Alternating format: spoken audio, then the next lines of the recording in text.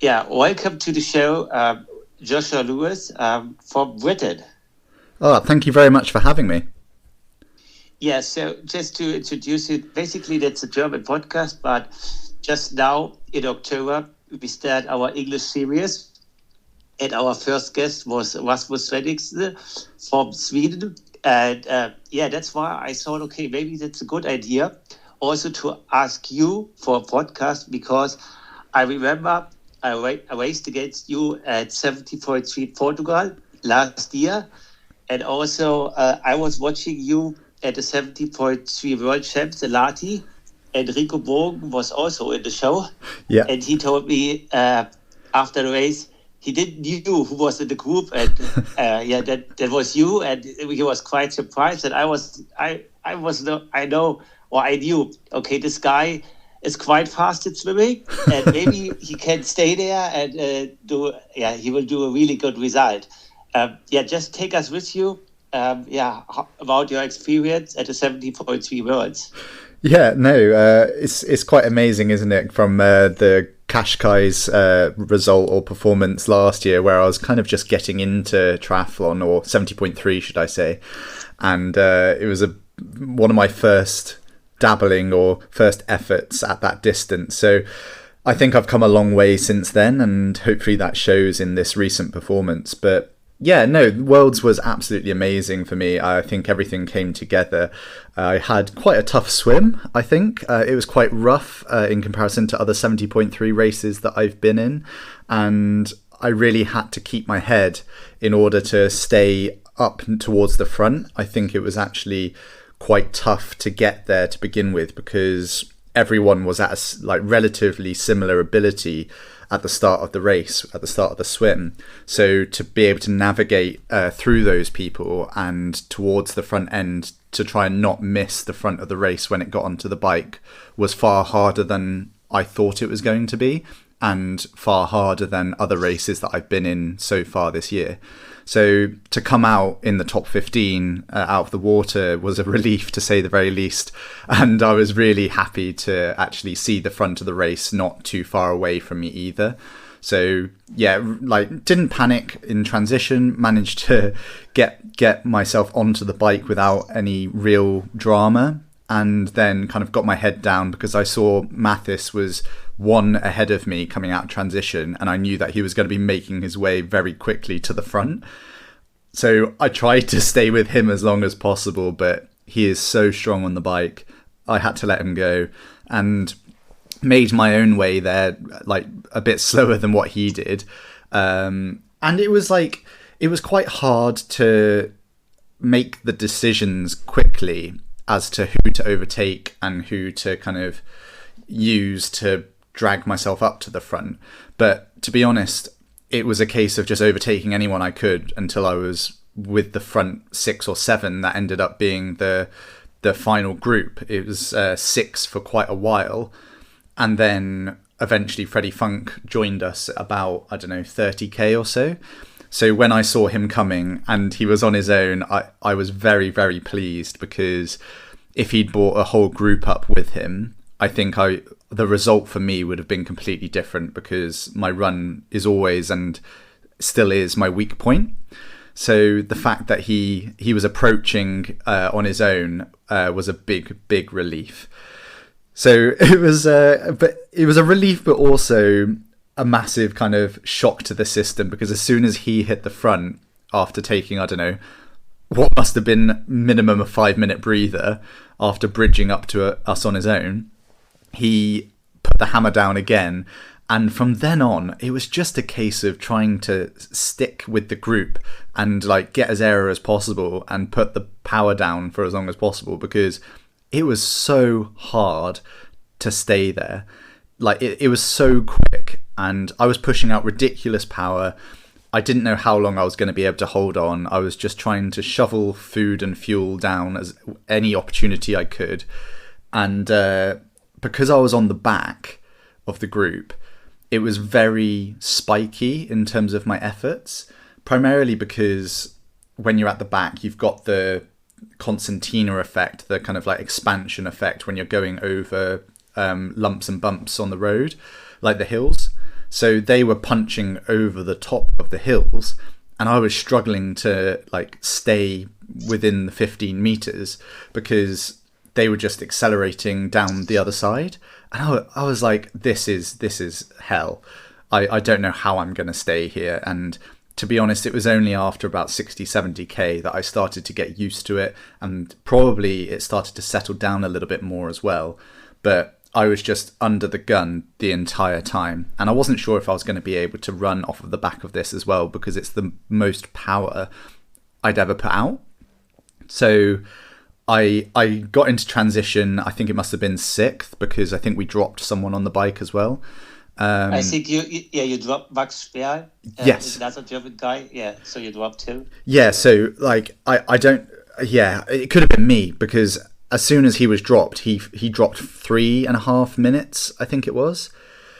So I was quite grateful to come into the transition or T2 with the others, just about, because I was getting dropped off the back every now and again and having to put in quite a big effort to reconnect. Even just before the end, I got disconnected, and I had to really get aero, be as smooth as possible, and then just like try and reconnect just before transition. And then it was 6 of us. I think Mathis and Freddie had just broken off the front just before transition, but there was about 6 of us that came in about 3.5 minutes ahead of everyone else. And then it's always a case for me of just trying to hold off as many people as possible on the run. And when I heard we had 3 and a bit minutes, I started to get like obviously a bit of a boost. I'm not confident I could hold them off, but I was like, that is quite a lot for them to run into me. But I also didn't know how I was going to respond to such a hard bike ride. So I had to just like give it my best. It was quite a hilly course, which doesn't suit me either, because I'm a bit of a heavier triathlete in comparison to others. So just tried to do my own thing. I think I managed to overtake Justice Nieschlag within the first couple of K, which was a massive shock to me. I didn't realise he had Achilles issues and whatnot, but I was like, oh my God, I overtook someone, which is so rare. And then when I got onto the last lap and the last few kilometres, and no one had caught me yet, and the gaps had started stagnating, I then started thinking, oh my God, I think 5th place might actually be possible here. And it was only within the last 500 metres that I looked around and there was no one near me, and I just couldn't believe it that I'd come 5th at the Worlds. It was very overwhelming, to say the very least. Yeah, so after your fantastic result, first of all, congratulations. Thank you. Does something change for you, like in perception in Britain or something like that? Is there any new things around that? I just had Rico, and he told me that it was quite amazing after his win. What happened? Is there about the same for you, that there was some major changes, or not at all yet? I mean, I've grown a lot in confidence, I think, and that helps a lot with racing. And that's not just this race, but a few races leading into it that gave me the confidence to be able to stay where I did within the race. But also after that result, it's really given me the confidence in what I'm doing, like the reassurance, the justification for what I'm doing in terms of training and racing. But then in terms of like outside of that, I think I've got a little bit more exposure. So I've had a bit more interest from media channels. I've had a little bit more interest from sponsors, but not like over the top or anything that's come to fruition yet. But I think the biggest change for me is that I've been in touch with a few people who might be able to help out with sponsorship in terms of a manager. And I've only recently signed with a manager now. But I don't know like what the kind of result is of that is going to be just yet. So I can't say it's made a massive life change, but it could do for next year. Yeah, so hopefully, fingers crossed. Maybe also take us with you on your journey. You told us that you're quite new to 70.3. So do you have an ITU background, or what's actually your background from triathlon? I just watched your Instagram and I saw, okay, this guy is doing triathlon for quite a while. Yeah, maybe take us with you on your journey. Yeah, of course. I guess in the grand scheme of things, I haven't been doing it too long. I started only about 5 or 6 years ago in triathlon, but I have I did have a background in swimming before that. Not as a really competitive swimmer, but I did it as I was a competitive swimmer, but not a good one, if that makes sense. So in about 2017, I think it was, I transitioned from swimming into triathlon. Because I'm from a small island called Guernsey, I had the opportunity to then go to the Commonwealth Games in 2018. And then that put me in the kind of like ITU short course, draft legal kind of circles for the next 4 years as well, in the lead into Birmingham. So I went to Gold Coast in 2018, and then the next big goal was to qualify and go to Birmingham in 2022. So I stuck at short course for all of that time, but I was never really that great at it because I just didn't have the skills to be able to mix it in a group as well as I can just from a system point of view, just in terms of my engine. So I think that when I started dabbling in a bit of 70.3 at the back end of 2022, I was like, oh, actually, all of this stuff that I've been seeing in training does correlate to a performance, but just not in the racing that I was doing before. So I did short course all the way up until 2022 Birmingham Commonwealth Games, and then from then on I did Dresden 70.3 and Cascais, like you mentioned earlier, and I actually crashed in Dresden even though I was having quite a good race, and then I had to go to hospital and whatnot and bruise my ribs. But basically that meant that the training in the lead into Cascais wasn't that great, and I didn't really put out an amazing performance. It wasn't bad by any stretch. Like, I think that I still had a really good swim bike, but my run just wasn't quite where it could have been if I'd had a better lead in. And then, yeah, I guess when it comes to 70.3, this season's been my first full season as a 70.3 athlete, and I've really seen some quite competitive results. Like in Lanzarote, I came 7th with a very strong field, just behind, I think, Peter Himmerich and Bakkegaard, who have had phenomenal seasons. And then I didn't have a great time in Marbella and Samarin, but that they were quite hot races, and I think I was just like underfueled, underhydrated. But after that, then had like a really good series of races in Staffordshire, London, and the Guernsey Island Games before I went to the World Championships. So yeah, I think this season's been a real breakthrough season, and but it has taken quite a while to see those performances come through from what I was seeing in training. Okay, so like if you mentioned all the races you did this season, is there anything else to come this year where we have to watch out you, or are you done with it so far? I don't know whether you should watch out for me, but I am going to be doing my first full distance Ironman in Cascais again this year. So instead of the 70.3, I'm going to be giving the full distance a crack. Okay, so that's quite early. How do you make this decision, trying to go full distance? We see that a lot of guys started to do that at a really young age. How is that, and why?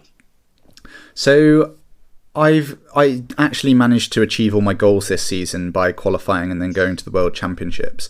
And I guess there was 2 routes that I could have gone down at the back end of this season after Worlds, which was to try and re-qualify for Worlds next year, or to give something new and kind of scary a go.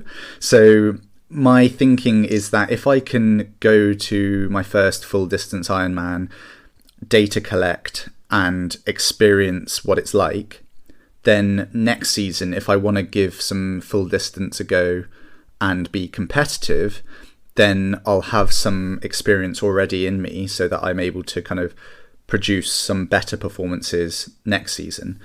So it's more of a case of data collect, experience what I can so that I can be better next season, rather than to be good straight from the off. And I don't think that any 70.3s could have given me that for next season, because at the end of the day, I would quite like to get some higher PTO points. And to be honest, one of the only ways to do that for me at the moment is to race full distance, because you get more points because there's bigger prize purses and potentially better ranked athletes. Yeah, for sure. So and then you have maybe the chance also joining the PTO races or get into that stuff. So just to suggest, just stay with Rasmus Svensson on the bike and maybe with Patrick Lange on the one. They are all there in Portugal. I think it will be a fantastic race. Yeah, we will watch out for you. And will you ever come back to ITU racing in terms of Commonwealth Games or something like that? Or is this part of ITU closed for you now? I wouldn't say it's closed. It still does interest me, and I would definitely try and go back to the Commonwealth Games if I got the opportunity again, which, I could go and try and qualify again in a couple of years' time. But I think I'm far better suited to long distance, and the financial reward of being long distance can be far greater. So I'll definitely be focusing on long distance for the time being. But I would definitely not close off going to the Commonwealth Games, because it's such a privilege every time I get to represent my island. Okay, that sounds really cool. Also doing that and doing the switch, going back to that. Just to get a little bit more general, in Britain, what is more famous? Is it the short distance, or is it now with the PTO stuff, and also with Alistair is moving to Ironman, also Kate Matthews, Lucy Childs, Joe Skipper? You have a lot of great athletes, also long distance. Which is more famous in Britain? I guess it's hard to tell what is the preferred kind of short distance, long distance for the general public. However, I would hazard a guess that the Brownlees in themselves are probably the most famous and well-known triathletes. But I would say that as a general kind of assumption, long course is probably far more favoured by British than short course, just because it's something that they can relate to and do themselves. So the fact that they can go and race on the same courses as we can, they can get involved in, I guess, the pro triathletes that are doing those races as well. It just has a level of kind of interest that short course doesn't, because it's not as relatable. But I would say that the Brownlees do hold their own kind of fame, if that makes sense. Yeah, for sure. So you always hear that they are really famous in Britain because of all the achievements they have done so far. But like you say, long course is also the same in Germany.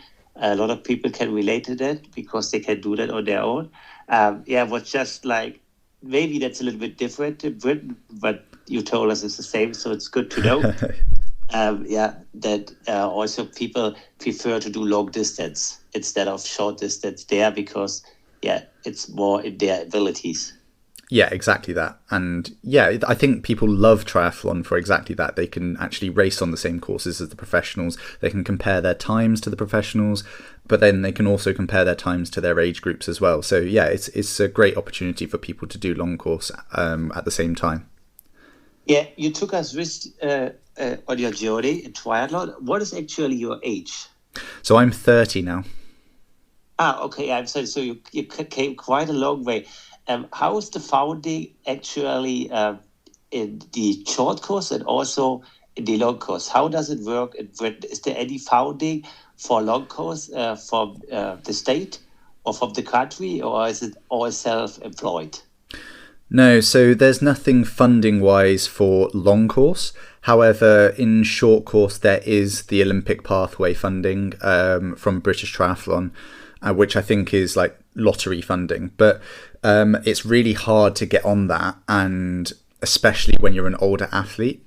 So in terms of my funding and long course funding, and even for the past 5 years, I've been completely self-funded, and that's either through sponsorship that I've acquired from different companies, or work. So I tend to work a few days a week to help fund triathlon. Okay, that sounds interesting. And will you ever do the full switch? Like, are you aiming for this one or not? Yeah, 100%. So if I can switch to more triathlon or less work so that I can focus on recovery or training, then I will do. And I think that will come from either financial partnerships or sponsorships, and prize money, I guess. So it's just a case of trying to work out those partnerships, find the people who are interested and would like to actually back my story. Yeah, for sure. So no, it's the same here over in Germany. So, but like, you always think it's a little bit different because of the fame of the volleys, but it's all the same with all the guys. All over the world. So it's good to have a view into that. Like if you say you're 30, and when did you change actually to triathlon? You told us this was in 2017. So it's like at the age of 24. Is that right? Yeah, so 24 was when I changed, and to be honest, I was studying architecture at university. Okay. So basically, in my fourth or fifth year, I did it. Well, in my fourth year, I did a placement year in London, and I was finding it really hard to swim. So to stay fit, I started cycling and running as well, and then I got the bug for it, as everyone does, and kind of made the switch a little bit more to highly competitive triathlon when I got to my fifth year at university. And straight after fifth year, I went a little bit more full time whilst doing a little bit of work. So, and as I just remember our race in Qashqai, I knew I was coming quite late to the start line.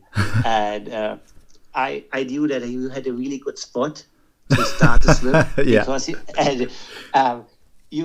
so like you told me you will not move any centimeter, and I was like, okay, this guy is quite young, and I will just go there, and I will just push him on the other side, and you were not moving any centimeter. That's why I also was saying, okay, this guy is really gonna do that race hard, and okay, I stay on the right side or on the back of yours, so it was fine for me after discussing the stuff with you 2 minutes. Yeah.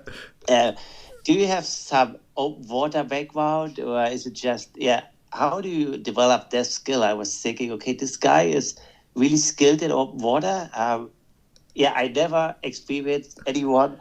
I was thinking you were more young, but I have never experienced any guy so confident going into a swim. Therefore, I just would like to know, how do you develop this skill? Oh dear, I'm so sorry for starters. I remember that start line, and I remember being. I'd stood there for quite a while, I think it was, because I really wanted that position on the start line, because it was like the inside line of where I wanted to be swimming. And I was like, nah, people aren't going to come last minute and try and budge in. So yeah, no, I'm sorry. I was probably a bit rude, but... It was good for you, and it was your right. You have been there... the first one, so I come late, so yeah. But yeah, no, in terms of open water skills and stuff, no, I don't have any background in open water. And to be honest, to say that I had good open water skills before, I guess, that race or one of my races before that, a lot of people that I'd been racing against beforehand probably would have laughed, because I would say that in a group I actually don't have that good open water skills. But yeah, when I get a little bit of my own space in open water, I think I'm quite a smooth swimmer just from my swimming background. And if I'm not being hampered, then I've got quite a good stroke and technique, so I can make the most of it and be efficient. But yeah, no, like I think in general I swam quite well in Qashqai. I think I led out the first kilometre or so before being overtaken by the eventual winner, Manas Koolhaas. But I think in terms of open water swimming, if you're not completely gassed and knackered, then it's a lot easier to not look like it's difficult, or make it look a bit easier. But yeah, no, I wouldn't say that I'm particularly good open water skill wise. Yeah, okay, so I just want to know that. I just remember, that's why I'm asking. So, and also like in terms of preparation stuff and all that work stuff, how is it to train in Britain? So like there are rumors it's always raining, it's always cold over here in Germany. Is this true, or how is the training in Britain for you? Do you do a lot of indoor stuff, or do you love to stay in the outdoors? Yeah, how is that? Yeah, no, it is quite tough to train, especially from basically now in September, October, through to maybe April. It's quite wet, it's quite cold, but yeah, you get used to it, and as long as you've got good equipment and good kit, it's really not too difficult to train in. I think I do a lot on the turbo trainer, indoor bike trainer. Probably 50% of my hours is made up indoors, and then I make sure that my 2 long rides are always outdoors, as long as it's not icy, which, you know, sometimes it is, but there's not many rides that I miss in terms of my long aerobic rides. I think most of them are okay, and I've got decent kit, so yeah, I get through it, and it's not too bad. Like, we tend to try and go on a camp in January or February just to escape the really bad month, which kind of gives you a little bit more motivation to see off the rest of the winter. But yeah, I mean, I'm pretty easygoing with all of that stuff, and as long as I've got a couple of people around me, I find it's more than okay. Yeah, so you mentioned the camp in January or February. So is it like that there is a pro community in Britain as well, so where everybody is connected and asking who's going on a camp, or is it like every pro is doing his own stuff, basically? So I guess I've got kind of a different setup to a few of the other professional long course athletes, because I'm actually part of the performance centre here in Wales, and it's a short course based squad, but it's a squad of about 16 people, and we go on the camp together. So there's maybe 1 or 2 other long course athletes within the squad, but the majority of them are short course. So it's quite good for like having company, being able to go on camps together, meeting up for rides like on a day-to-day basis. So yeah, no, in terms of having the squad around me, I think that's a fundamental part of my training. Yeah, you mentioned like you're based in Wales, yeah? Yes, And, yeah, Wales. Which city? Cardiff. Cardiff. So that you have Loughborough as a triathlon center, Leeds. What else is to mention? Yeah, so we've got Leeds and Loughborough are the 2 main high performance centres for triathlon, and then Cardiff is probably the next performance centre in the kind of hierarchy. But then there's another 2 performance centres, which are Bath and Stirling in Scotland. So we have a few, so that I think that's 5 performance centres in total for triathlon, but most of them are short course orientated, not long course, and there's not many long course athletes that are involved with those short course programs. But would it be possible also for long course athletes joining them? So are these centers quite open to long course athletes as well, or is it like actually a closed environment? I'd say in general it's a relatively closed environment. I think that Leeds is slightly different. I think it does have a fair few long course athletes involved because the Brownlees are there. I think Lucy's up there as well. But it depends on, for us in particular, it depends whether or not you're bringing something to the training environment. So I know that the long course athletes that are involved in this squad are quite important in terms of bringing something to the training environment. So I've got good bike prowess and swimming prowess. So I know that in training sessions, I can be a strong swim biker and bring something to the group that maybe they can benefit from. So yeah, as long as you're bringing something to the group, I think that is quite important to have those types of people around. Yeah, for sure. So like it's always better to have a group, and it's more fun in training as well. But are there a lot of long course athletes asking for that, or is it just a few like you mentioned?